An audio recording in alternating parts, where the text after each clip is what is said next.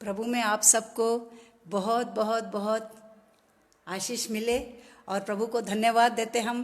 प्रभु ने आज फिर हम लोगों को आपस में मिलाया कि हम उसके वचन में आगे बढ़े और उससे बातचीत करें, और जो कुछ भी उन्होंने हमको समझाया है, सिखाया है और हमको आगे बढ़ाया है उसके वचन के द्वारा, उसके लिए हम धन्यवाद करते हैं। हम कंटिन्यूस प्रभु में बने रहे, कंटिन्यूस उसको धन्यवाद करें, कंटिन्यूस उसके सामने अपने आप को इस तरह खड़ा करें और उनको बताए कि I am for you my lord, as you are for me I am for you. ये वाला भावना से हम आज प्रभु से बात करेंगे। तो हम देखेंगे 2 थिस्सलुनीकियों 1:5-8। यह परमेश्वर के सच्चे न्याय का स्पष्ट संकेत है कि तुम परमेश्वर के राज के योग्य ठहराए जाओ, योग्य ठहराए जाओ। हम कितना भी ज्ञान रखें, कितना भी सब प्रभु में बढ़े, पर उसके योग्य यदि हम नहीं रहेंगे तो सारा ज्ञान किसी काम का नहीं है। और फिर लिख रहा है, तुम जिसके लिए तुम सचमुच दुख उठा रहे हो। ये थिस्सलुनीकियों की कलीसियाओं को पौलुस कह रहा है। आइए हम प्रार्थना करके उससे हिम्मत मांगते हैं कि वो हमें ये वचन के अनुरूप खड़े रहने के लिए मदद करे। सर्वशक्तिमान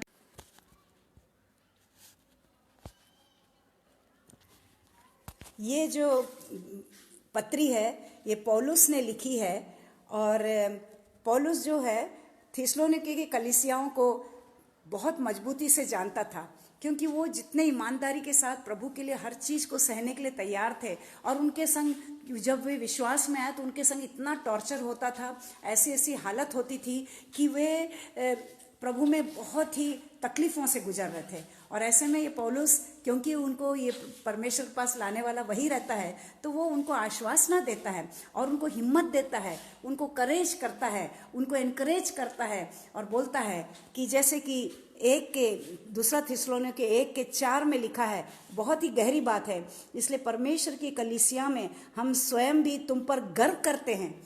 हु इज एनकरेजिंग देम, उनको मोटिवेट कर रहा है और बोलता है हमको आप पर गर्व है, हमको आप पर गर्व है। ये हमारे लिए लेसन है कि हम यदि किसी कलीसिया के मुखिया हैं, हम उनके शेपर्ड हैं, हम उनके लिए कहीं उनके जीवन को सुधारने वालों में से एक है, तो हमारी ड्यूटी बनती है उनके संग जब तकलीफ़ें आती है, आर्थिक समस्या आती है, सामाजिक समस्या आती है और कई प्रकार की समस्या, पॉलिटिकल प्रॉब्लम्स आते हैं और फैमिली प्रॉब्लम्स भी आ जाते हैं। जो भी प्रभु के पीछे जाते हैं बहुत प्रॉब्लम्स का सामना करना पड़ता है, ये सब हम अच्छे से जानते हैं। और ऐसे में एज ए लीडर पौलुस ने उनको बोलता है कि तुम पर गर्व करते हैं, गर्व, proud. For what? Not only because they are with the Lord, not only because they are very good कलीसिया, या बहुत अच्छी आराधना कर रहे हैं, बहुत अच्छा सब कुछ कर रहे हैं, परंतु क्यों गर्व है कि जितनी यातनाएं और क्लेश तुम सहते हो, जितनी आप जितनी को डिफाइन करेंगे, मैक्सिमम उनको यातनाएं मिल रही है और वो उसको क्या कर रहे हैं, यातनाओं को भुगत रहे हैं और क्लेश को सहते हैं। वो बड़बड़ाए नहीं, वो किसी तरह से, जब इजरायली लोगों को, जब उनको तकलीफ़ें आई 40 साल जब वो मरुस्थल में घूम रहे थे, तो उस समय उनको जब तकलीफ़ें आई तो उन लोग ने कितना बड़बड़ाया, पानी के लिए बड़बड़ाया, खाने के लिए बड़बड़ाया, उनको प्रॉपर खाना नहीं मिलता था, उनको प्रॉपर उनको फैसिलिटी नहीं था। और वो हमेशा मूसा जो उनका टीचर था, जो उनका गुरु था, जो उनका लीडर था, वो हमेशा बड़बड़ाते रहते थे।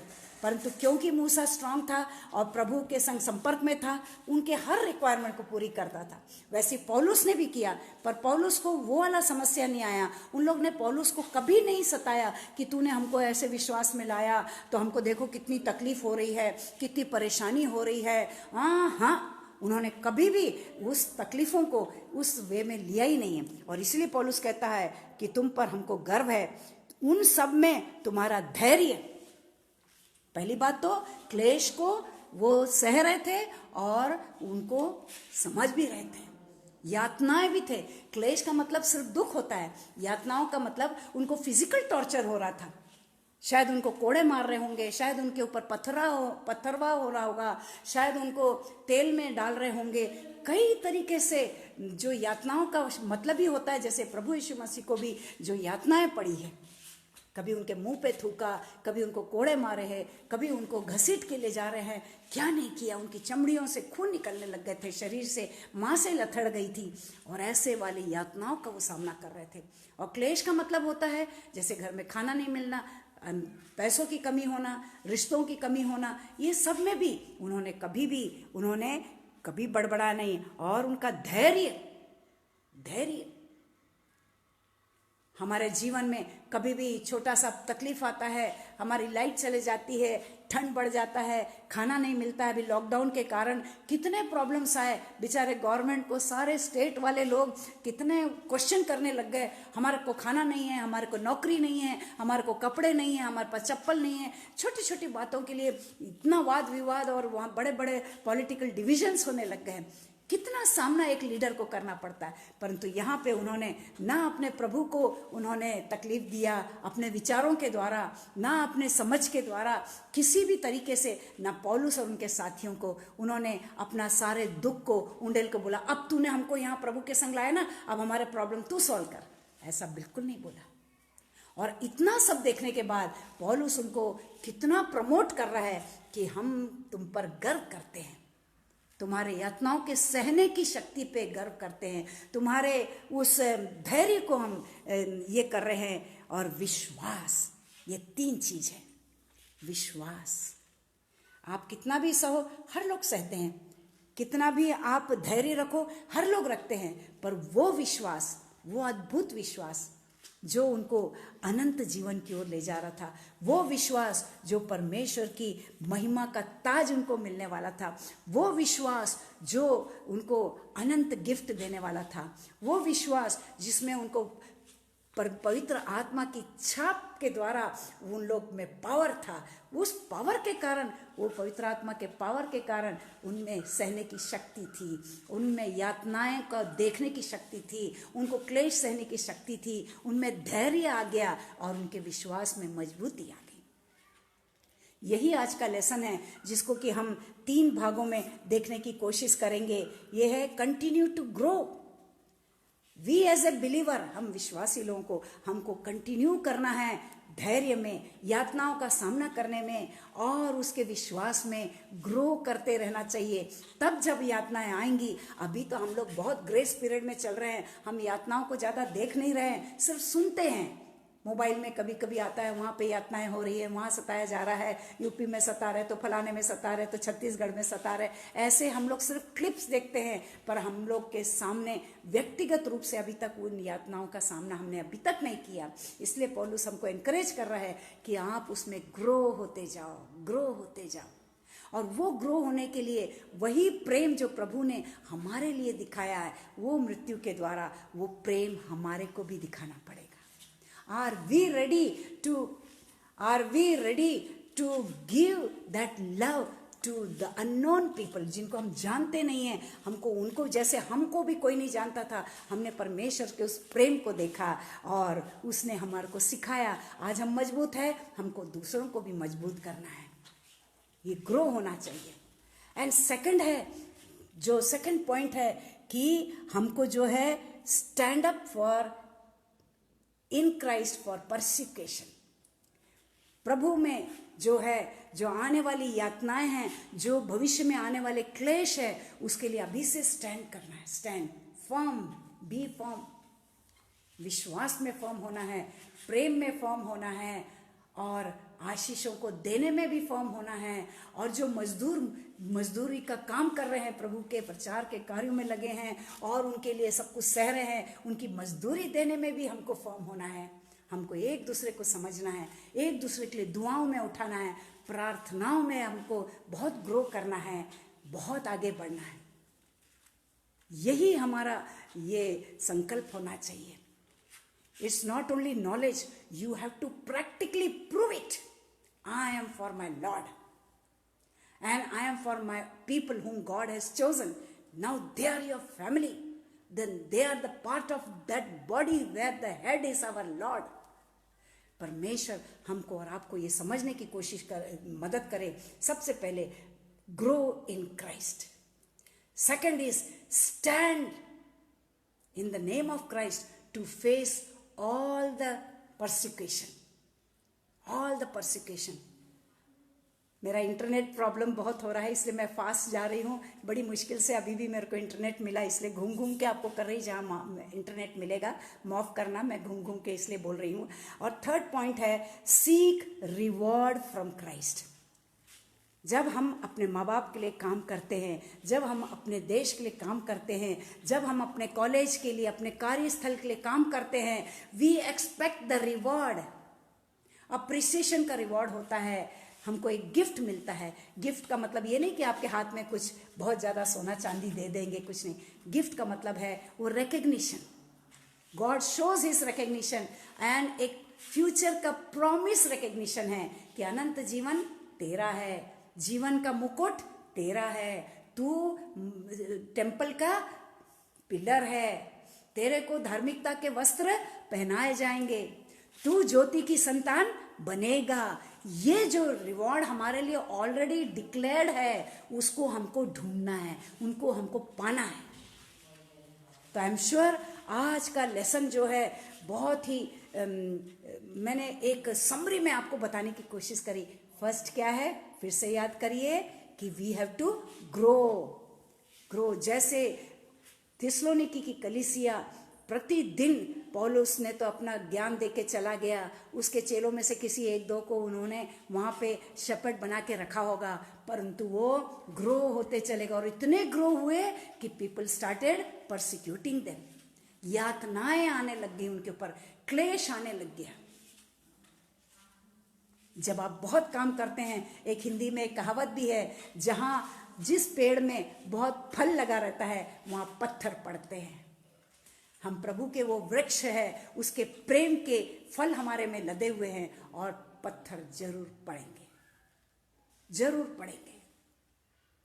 पत्थर से भी ज्यादा कई बार लोग लालच में आके झाड़ कोई काट देते जलन के मारे, पर फल जरूर खाते हैं, और वो फल वेस्ट नहीं जाएगा, क्योंकि उसका बीज जिसने खाया उसके हाथ में रहता है। वो जहां डालेगा वहां पे वो पौधा नया बनेगा।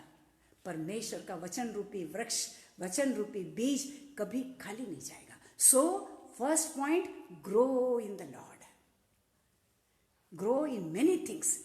वचन के अध्ययन में ग्रो करना है, रोज नया नया करना है, रोज नया नया करना है। हमको नहीं मालूम किससे हमको क्या समझ में आता है, वही सेम वर्ड्स हमको कितने मीनिंग, आई एम श्योर कि यही वर्ड्स को आप सुबह से सुन रहे होंगे, अलग अलग तरीके से सुना होगा, पर मेरे को प्रभु ने यह सिखाया कि प्रभु में बढ़ते जाओ, प्रभु के उस बीज को पानी डालो, उस बीज को हवा डालो, उस बीज को सूरज डालो, अच्छे से गुड़ाई करो, उसके आसपास के जो घास रहते हैं, उसके आसपास के जो कचरे रहते हैं, उनको हमको उखाड़ के फेंकना है, तभी वो ग्रो होएगा, और तभी उसको टाइम से सीजन में फ्रूट आए, फ्लावर्स आएंगे और फ्रूट आएंगे। अब फ्यूचर का टॉर्चर का साइन हम लोग पर आज तक यदि टॉर्चर नहीं आया, हम रिलैक्स ना बैठे, हम ग्रो होते ही रहें, अपना पीरियड को शांत ना बैठे।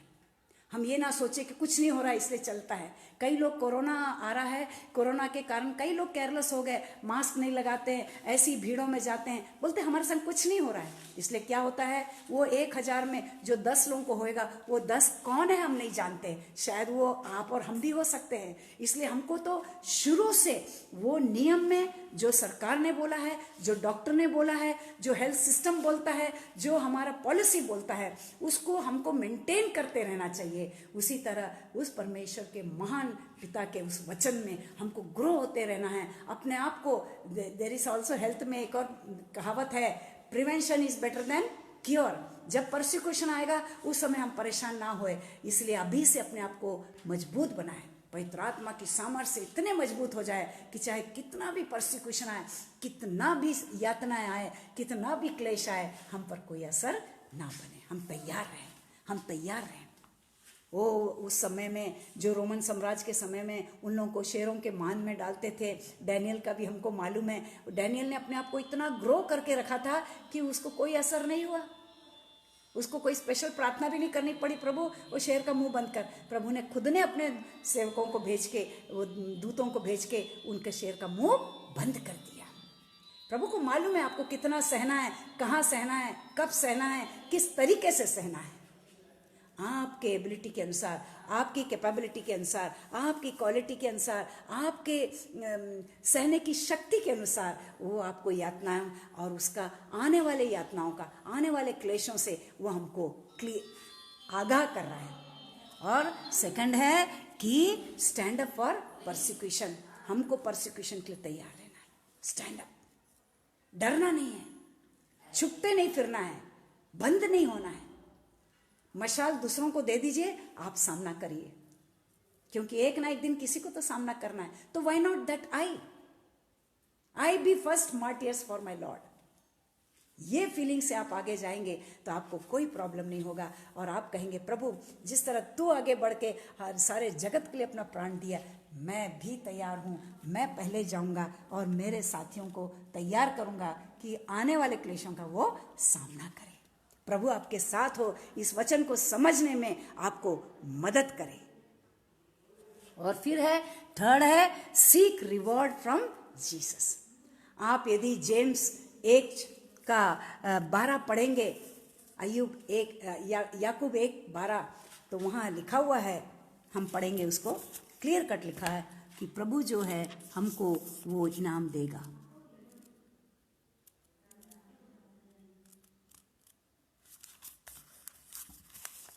देखिए उसमें लिखा हुआ है, धन्य है वह मनुष्य जो परीक्षा में स्थिर रहता है, क्योंकि खरा निकलकर जीवन के उस मुकुट को प्राप्त करता है जो प्रभु ने अपने प्रेम रखने वालों को देने की प्रतिज्ञा की है। He has promised the gift, जीवन का मुकुट, and we have to strive to seek for that gift। हम यहाँ बैठ के गिफ्ट को नहीं पा सकते, हमको कुछ प्रैक्टिकल करके दिखाना पड़ेगा। जैसे मेडिकल लाइन में हम सीखते हैं एक इंजेक्शन लगाना, वार्ड में डायरेक्ट नहीं बच्चा करता है, वो क्लास में पहले थ्योरी सीखता है, फिर लैब में जाके आर्टिफिशियल पेशेंट का डमी रहता है, रबर का डमी, उसके ऊपर वो इंजेक्शन लगाना सीखता है, तब जाके वो जीवित इंसान के ऊपर वार्डों में जाके लगाता है। क्योंकि यदि वो गलत इंजेक्शन लगाएगा तो जहाँ इंजेक्शन लगाने वाला स्थान है वहाँ पे जैसे पाँव में लगाएंगे तो वहाँ एक सियाटिक नर्व निकलता है, एक नस निकलती है, उसका नाम है सियाटिक नर्व। उस नर्व को यदि वो टच कर लेगा तो वो पेशेंट का पूरा पाँव पैरालाइज्ड हो जाएगा। उसी तरह प्रभु के वचन को भी जब हम लोगों में बांटते हैं तो हमको बहुत केयरफुल होना है कि कहाँ उसका नर्व है, जो हमको सताने वाला जो नर्व है वो कहीं रास्ते में तो नहीं है। हमको बहुत कॉन्शियस रहना पड़ेगा, सतर्क रहना पड़ेगा।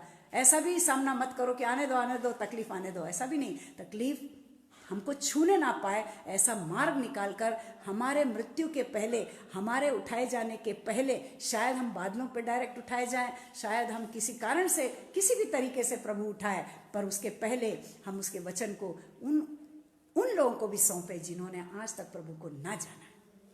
ये है आज का वचन, हमको प्रभु बताता है। इसलिए आप स्ट्रांग रहिए, मजबूत रहिए, प्रभु आपको आशीष दे। इन चीज़ों को समझे, क्योंकि प्रभु ने डायरेक्ट बोला है मैथ्यू 5:11-12 में, क्या बोला है? धन्य है जो मेरे लिए सताए जाते हैं, धन्य है जो मेरे लिए सताए जाते हैं। कोई भी कार्य के लिए हो सतावा आता है, पर इसका मतलब नहीं कि हम उस फील्ड को छोड़ के भाग जाए। आपको मालूम होना चाहिए हमारे देश में जब कोरोना आया था तो गवर्नमेंट को बहुत लोगों ने सताया। गवर्नमेंट को जाने दीजिए, जो डॉक्टर्स और नर्सेस सेवा करने जाती थी और सर्वे के लिए घरों में जाते थे, उनको पत्थर से मार मार के भगाया, क्योंकि वो बताना ही नहीं मांगते थे कि हमारे को कोरोना है। वो डर गए कि कहीं कोरोना हमको है बोल के हम लोगों को इन लोग बंद ना कर दे। वो जो उनको एक पीरियड रहता है कि आपको अलग रहना है, आइसोलेटेड रहना है, तो डर गए। वो सोचे शायद जेल है कि क्या है, डर गए और उन्होंने मेडिकल टीम को मार मार के भगाया। बेचारे पुलिस वालों को जो सिखा रहे थे उनको भी मार मार के उनको सताया। तो ऐसे प्रभु का काम भी होता है। प्रभु भी जब हम सच्चाई को बताने जाते हैं तो जो लोग झूठे रहते हैं, जिनको संसारिक आशा अभिलाषाओं से इतना लगाव होता है कि उनको इतना कमाई होता है, उनको गलत काम से, व्यभिचार करने से, भ्रष्टाचार करने से और एक दूसरे को रिश्वत देने से, अलग अलग तरीकों से उन लोग कई मेथड से अर्निंग को करके अपने आप को रिच बनाने के चक्कर में रहते हैं या गलत काम करने के चक्कर में रहते हैं, ऐसे लोगों को जब आप सच्चाई को बताने जाएंगे तो लोग आपका भी पत्थरवाह करेंगे, आपको भी मारेंगे। ये है परमेश्वर का हमारे लिए एक लेसन। इसलिए प्रभु आपको मजबूती दे, आप उसका सामना करना सीखिए। सच्चाई आप में होगी तो आपको सच्चाई लोगों को बताने में कभी प्रॉब्लम नहीं होगा। और हमको ये एक्सेप्ट करना पड़ेगा कि we have to stand for our lord and we have to seek our lord, seek that future gift which is kept for अस।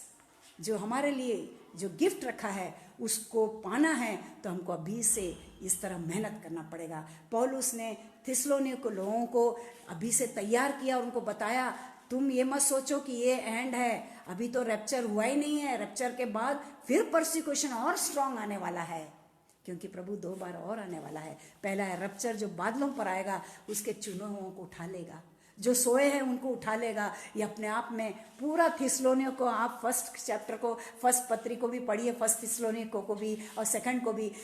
इसमें पौलुस ने अपने प्रचार में वो अंतिम दिनों का पूरा वर्णन, जो कि मैथ्यू 24 में है, पूरा वर्णन किया है। और अभी हम सबको तैयार रहना है रैप्चर की तैयारी, पर उस तैयारी के पहले जितना हमें समय मिला है अपने आप को मजबूत रखना है। तो आप फिर से मैं आपको समराइज कर रही हूँ। पहला पॉइंट क्या है? Grow in the Lord.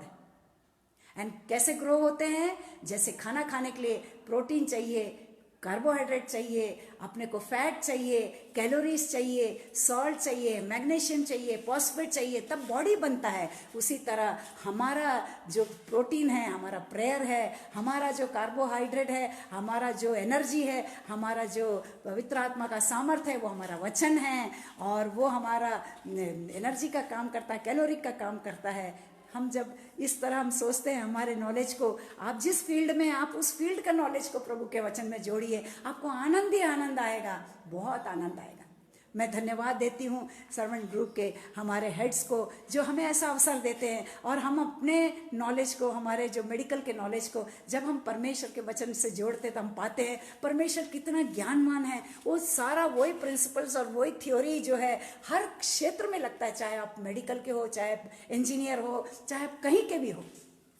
तो प्रभु में आपको ग्रो होना है, प्रार्थना में ग्रो होना है ना, वचन में ग्रो होना है, सेवा करने में ग्रो होना है, एक दूसरे को दान दे के ग्रो होना है, एक दूसरे को अपना एनकरेजमेंट दे के ग्रो होना है, एक दूसरे को माफ करके ग्रो होना है। लव एंड माफ का तो जोड़ा है, ये जीवन की 2 मेन पटरी है, प्रभु यीशु ने हमको सिखाया है। आप प्यार के पहिए पे चलिए, क्षमा के पहिए पे चलिए। सारी दुनिया आपको भले नफरत भी करेगी, आपके डेथ के बाद भी बोलेगी ये इंसान फर्क था। हालेलुया। ये हमारे लिए एक पॉजिटिव है। और सेकंड है परसिक्यूशन के लिए आप अपने आप को तैयार कीजिए। पवित्र आत्मा ने जो है इफिसियों 6 में हमको पूरा दे के रखा है कि हमको कौन कौन से औजार पहनने हैं। परसिक्यूशन तो आएंगे, क्लेश आएंगे, हमारे धैर्य के लिए हमको उन औजारों को, इक्विपमेंट को पहनना पड़ेगा। उद्धार के टोप को पहनना पड़ेगा, धार्मिकता के कवच को पहनना पड़ेगा, और तलवार को, वचन रूपी तलवार को लेके चलना पड़ेगा। मेल के सुसमाचार की जूतियां पहन के पहनना चलना पड़ेगा। ऐसा हमारा महान प्रभु है। और आखिरी में उस रिवॉर्ड, वो प्रॉमिस्ड रिवॉर्ड, वो प्रॉमिस्ड लैंड, वो प्रॉमिस्ड वाचा, वो प्रॉमिस्ड फेलोशिप का रिलेशनशिप कि I am the child of my God, वो प्रॉमिस्ड घर जो प्रभु हमारे लिए तैयार करने गया। कितने सारे प्रॉमिस्ड गिफ्ट है हमारे लिए, है ना? कितना, it's really such a blessing to be follower of Christ. So many gifts even after death.